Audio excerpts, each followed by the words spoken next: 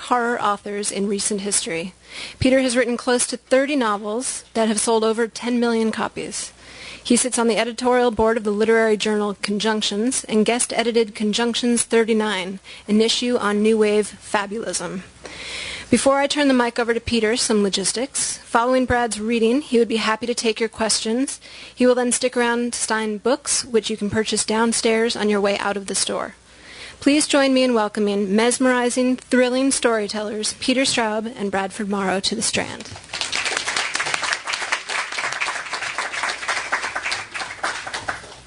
Well, that was nice.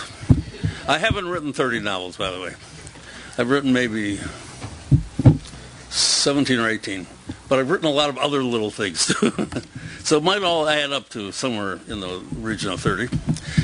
We are here, of course, to celebrate Bradford Morrow and his wonderful new book, The Diviner's Tale. I've been a friend of Brad's for a long time. I can't even remember when we first met, except it was in the early 80s, I think. We became quite close, and we see each other as often as possible. I have learned, I'm going to talk a little bit, a very little bit about Brad as a book collector, because this is an extremely impressive aspect of his life. And I go to book fairs with Brad, and I've seen him do what would to an ordinary person be miraculous things. This is slightly less than miraculous, but you have to be very observant to get it. He went into one of those booths at the book fair, and he picked up a very handsome book, and he removed the jacket from the binding, he looked at the binding, and then he put the jacket back, and he turned to the guy behind the booth, and he said, "Is this a married jacket?" The guy looked so guilty.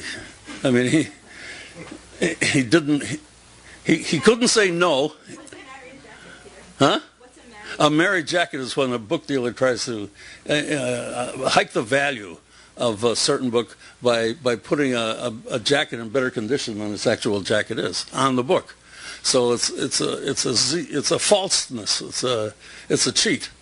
I think whenever we walked past that booth there in the book fair, the guy turned his back. Now the other thing is miraculous. It happened in this store. One of the things Brad collects is modern library books, the original run of modern library books. And he and I had been upstairs, and we're kind of poodling through the first floor, and we saw a little rack of modern library books. And Brad said, "You know, there's one of those books I'm still really looking for." And he looked at it. He looked at the rack over there, and he said, "You know, I have a feeling." And he walked over to the rack, and he pulled the book out, and behind that book was the one he's looking for.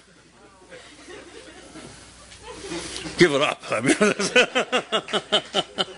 you have to be extraordinarily observant and attentive and tuned in to be able to do anything like that. Of course, another aspect of Brad's life is the magnificent journal Conjunctions, which is a really sustained achievement. It represents really, really good taste and magnificent and literary value.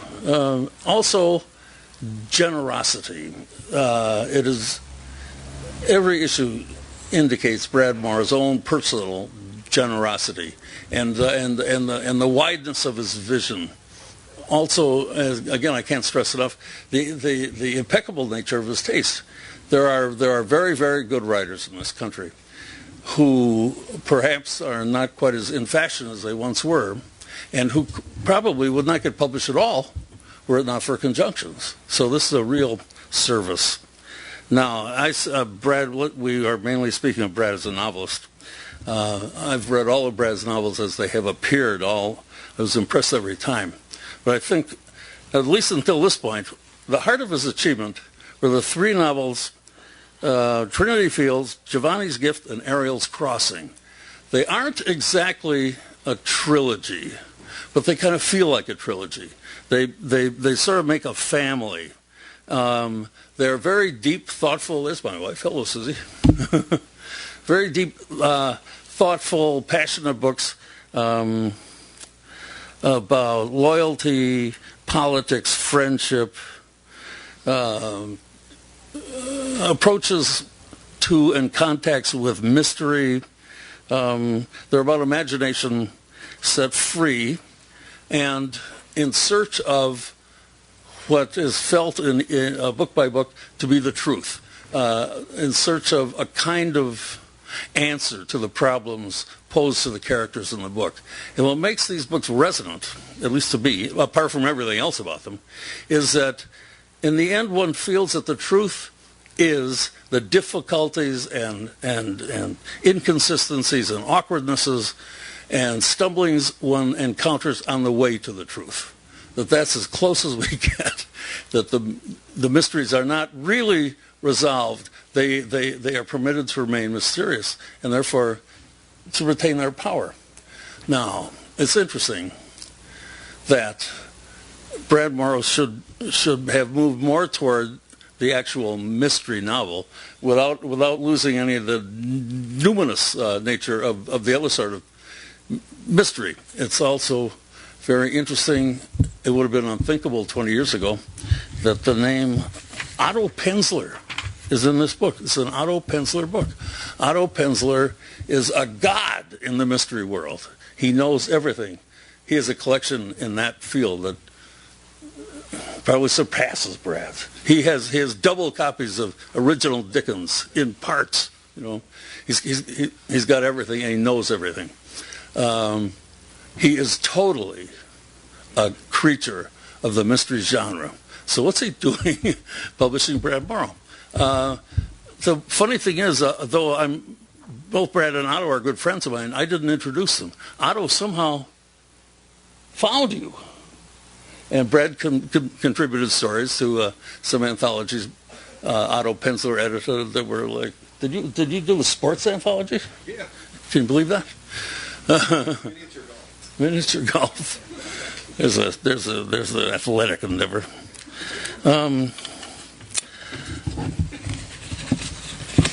The whole question of genre has interested me since I started writing, and I was very firmly associated, both in my mind and everybody else's, with the particular and very disregarded genre known as horror. It seemed to me that there was a lot of room inside there, and it gave a great opportunity to exercise certain muscles and to discover certain muscles and to do things that hadn't been done at all in that field.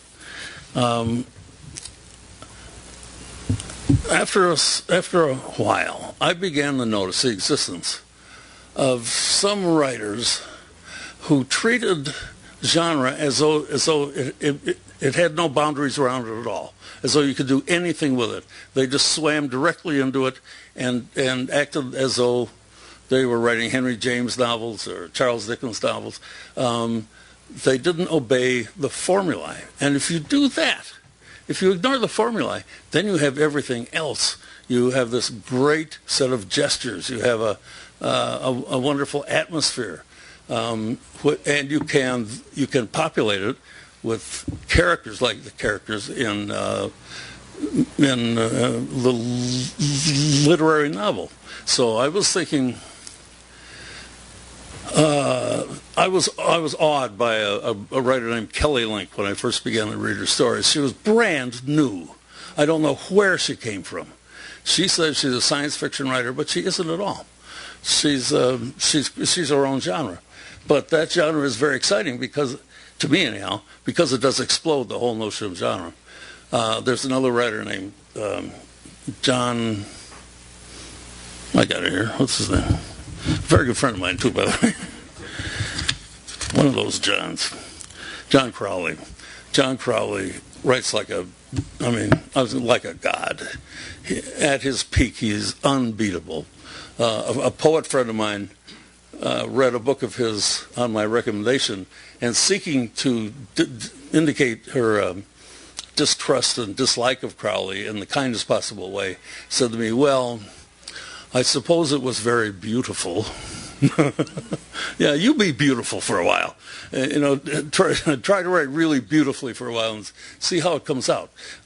With Crowley, it's always infused with passion, with actual depth of feeling. So it's something new. It stands on its own legs. When Brad Morrow asked me if I would co-edit an issue of Conjunctions with him, I'm sure I first said no, because I thought I wouldn't know how to do it. It sounds like a lot of work. Give me a break. But then I began to think about the existence of these people. Also, Jonathan Carroll, we could put there. Also, James Morrow, a science fiction writer, unlike any other science fiction writer, unlike science fiction itself. So I thought that if Brad could travel down that road with me, we could do something really interesting, and we could point to a phenomenon that, although in existence, had not been noticed really. So I said yes, and much to my delight, Brad went along every single step with me, especially after we got our first submission, which is a novella by John Crowley called The Girlhood of Shakespeare's Heroines. It's one of the most beautiful things, one of the most moving things I've ever read. I mean, it's like I read this and I thought, 50 years from now, this story is going to be a classic. It's so good. So we got off to a magnificent start. And since then, that issue of Conjunctions has spawned imitators. People have formed other little movements, slipstream writers. There's another one, I forget what they're called, but they're all after the same thing. They're for writers who don't want to feel confined by the traditions of the genres that most speak to them. Brad Morrow approaches the mystery novel from the literary. That shouldn't be hard to understand. Some reviewers haven't understood it. Most have, though. The book is getting a very good reception. I think it's a wonderful book. I enthused in blurb form on the back of the jacket. I would say I wish there were 100 books like it. I wish there were 5 books like it, that show the same savvy and willingness to walk into areas previously disregarded or overlooked. Anyhow, it's a great achievement, and I'm happy to welcome Brad Morrow to the podium.